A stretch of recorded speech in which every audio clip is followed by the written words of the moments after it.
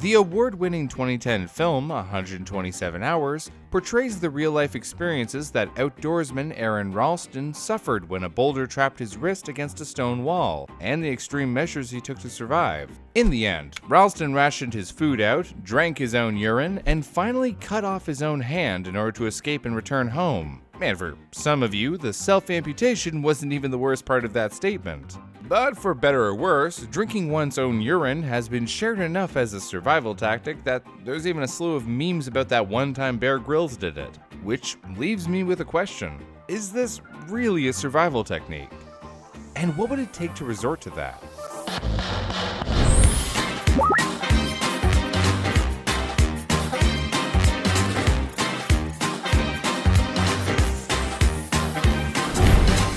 Today's episode looks at extreme measures taken to survive extreme circumstances. We're not doctors or survivalists. We're just trying to look at the situation from an unbiased perspective. If you're concerned about surviving in the wilderness or another situation with limited resources, check out a guide from a trusted source, or talk to someone who actually goes outside. And with that out of the way, let's get into it. July 2020. An 82-year-old woman and her 64-year-old daughter from the Shaanxi province of China were taking the elevator from the first floor to the second floor of their 4-story home when the power to it seemingly shut down, trapping them within the pitch-dark car. They have a 4-story house with an elevator in it? Why don't we have an elevator? Not exactly the takeaway I expected there, but first, yes, people with mobility issues often have elevators in their homes. Second, you know I don't make that kind of money.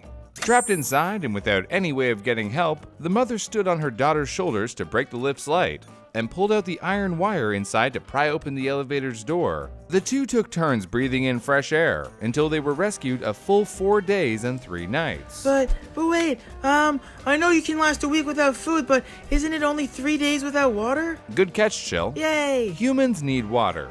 While we have records of humans going for 3 weeks without food, Mahatma Ghandi famously went on a hunger strike for 21 days, and magician and performance artist David Blaine supposedly survived 44 days without food, about a week is the most generous estimate for how long one can survive without water. And that's assuming that the person isn't an 82-year-old woman. A more reasonable estimate would be 3 to 4 days. So here's a question for you.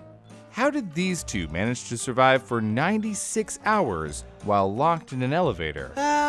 With granola bars and positive affirmations? Nice try. But actually, they took turns to drink each other's urine. I would like to take back my yay, please. Yay refunded. Howard, tell him about his compensation. 1 large coffee with a double dose of information you didn't want. No, Howard, no! If survivalist and TV show host Bear Grylls is to be believed, your own urine is safe to drink.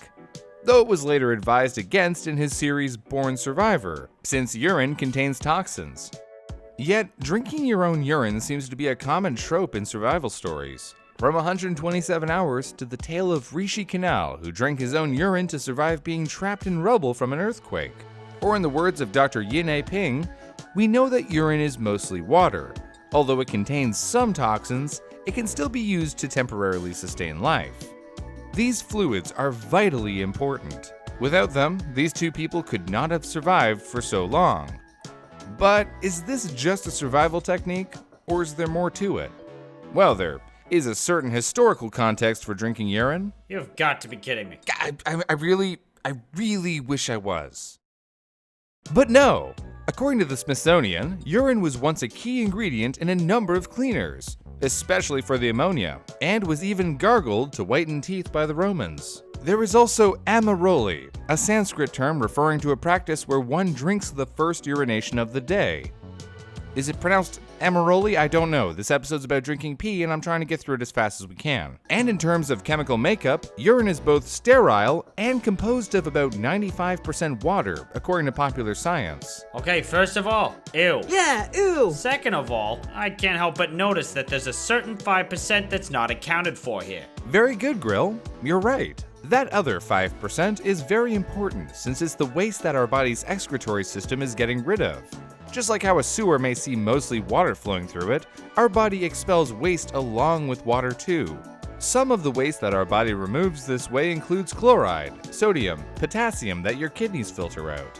And while at first drinking it may not have too many harmful effects, the more you drink, the higher the concentration of waste products in your body will become, and the more dehydrated you'll get. In fact, it might be most valuable to think of this like drinking seawater. Using your kidneys like a sort of filtration system, your body expels excess salt by diluting it with fresh water stored in your body's tissues, and is replenished by drinking it. If you drink seawater, it just brings in more salt, eventually resulting in bad things. Could you define bad, please? Well, our urine contains about 2% salt, while seawater contains about 4%. In order to flush all the salt out, your body would need to produce more urine. But since that requires more water than you drank, it takes that from your body's tissues, which dehydrates your body, and eventually results in your kidneys being unable to dilute the water. Over the span of a few days, you'll experience dry mouth, thirst, muscle cramps, and your body will kick in coping mechanisms such as increasing your heart rate and constricting blood vessels to keep blood flowing. But without fresh water eventually, these mechanisms will fail, leading to organ failure, coma, and even death. Yeesh. Yeesh indeed.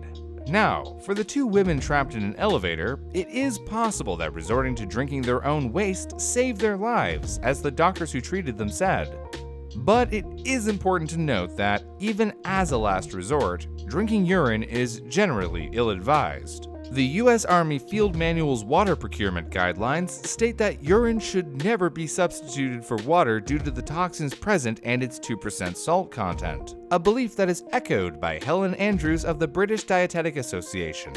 Or in her words, there are no health benefits to drinking your own urine, and in fact I think it could be quite detrimental. Each time you put it back, it will come out again even more concentrated, and that is not good for health as it could damage the gut. If you are stranded, your body will try to conserve as much water as it can. Drinking your urine would be like drinking seawater. But perhaps the best summary of the situation comes from the Winchester Hospital, which described it as, when faced with life-threatening dehydration, drinking urine may make some sense, since the temporary benefits are likely to outweigh the risks. However, this last-ditch effort will be short-lived, since the kidneys stop making urine as the dehydration worsens.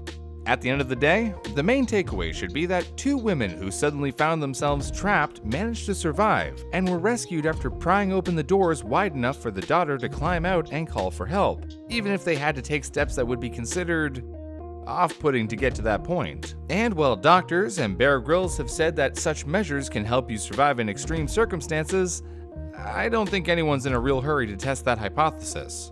Not unless you're in real trouble, that is. Oh, that pun was so bad that it doesn't even deserve my anger. I think I'm actually calm right now. Are you gonna draw on my shirts again? No, I think I'm good actually. I'm gonna go watch Lukewarm. I'm proud of that one.